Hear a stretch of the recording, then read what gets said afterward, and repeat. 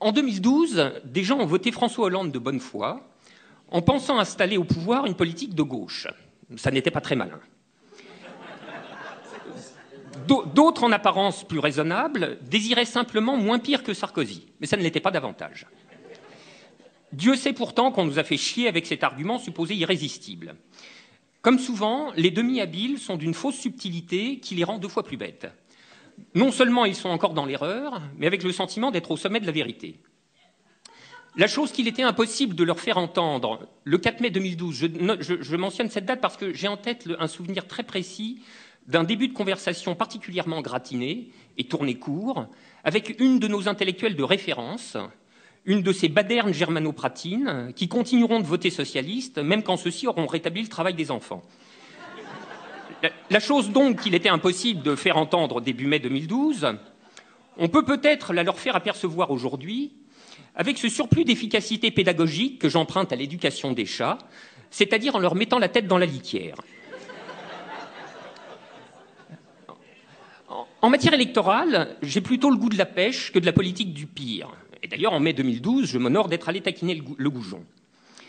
Mais à la lumière de la situation présente, il y a vraiment de quoi poser la question rétrospectivement. Voter Sarkozy au 2e tour de 2012, aurait-ce été pratiquer la politique du pire? Alors soyons un peu méthodiques. Qu'est-ce que la politique du pire? On appelle généralement politique du pire la stratégie qui consiste à accepter transitoirement pire dans l'espoir d'avoir meilleur plus tard. Ce qui fait de la politique du pire un genre hasardeux en soi, c'est que l'espoir en question demeure frappé d'aléas et que le plus tard désigne un terme incertain, de sorte que le pire, comme on dit, peut être du provisoire qui dure. Mais y a-t-il matière à évoquer la politique du pire lorsque s'abstenir de ce qu'on croit être la politique du pire nous condamne au pire, et tout de suite par-dessus le marché? Ce qu'en fait nous pouvions dire dès avant 2012, mais sur le mode de la conjecture, et que nous pouvons dire aujourd'hui, mais sur le mode de la certitude, c'est que voter Hollande pour faire barrage au pire a été le très sûr moyen de faire advenir le pire. Et je voudrais vous convaincre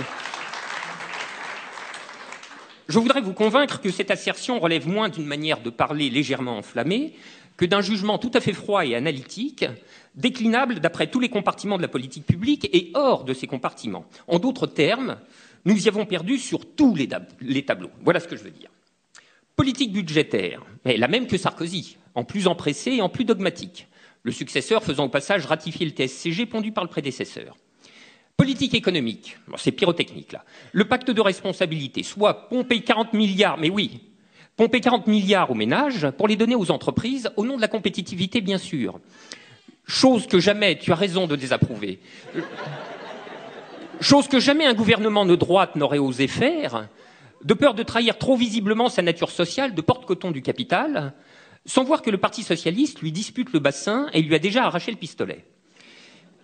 Laurent Geoffrin, à ce moment, nous expliquerait sans doute qu'il y a longtemps, en effet, que sur l'économie, et dans un monde mondialisé ceci, cela, la gauche a dû faire son bas de Godesberg pour devenir moderne et réaliste, ça c'est fait.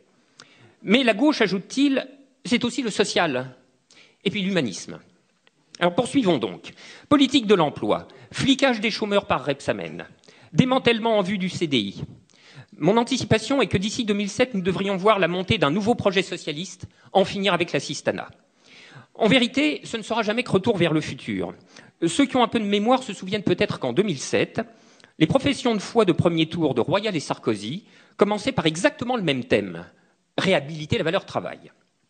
Politique de l'immigration.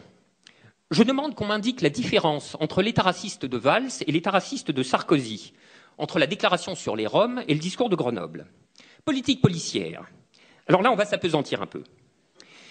Il y a 5 jours, donc, un manifestant, Rémi Fraisse, est tué par les flics. Vous allez voir, c'est ici que va apparaître la différence du pire entre Hollande et Sarkozy. Différence qui est à l'exact inverse de celle qu'on attend spontanément. Non pas que l'état de policier de Sarkozy eût été plus humaniste, ça devrait aller sans dire.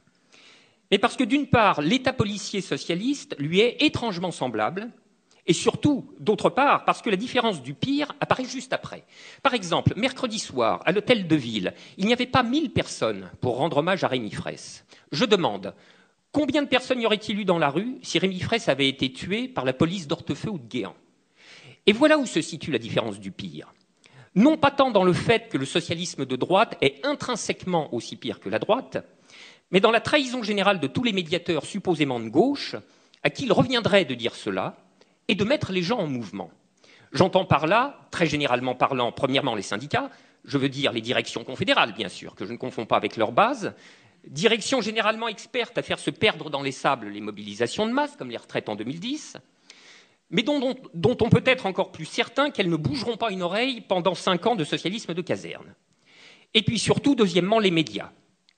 Je songe à ceux qui, contre toute évidence, persistent à raconter et à se raconter qu'ils sont de gauche, à l'image par exemple de Libération, titre sans rapport avec celui que tu as évoqué tout à l'heure, et qui, avec le tranchant d'un salsifis, n'a rien trouvé d'autre à titrer, dans un registre, disons, surtout préfectoral et balistique, que tir fatal, pour parler, ou plutôt pour ne pas parler, du devenir militaire et meurtrier de la police socialiste, et dont l'analyse, puisque c'est la catégorie ad hoc de la rubrique des pages intérieures, explique que la grande erreur de l'exécutif aura consisté à avoir été, je cite, en retard de compassion.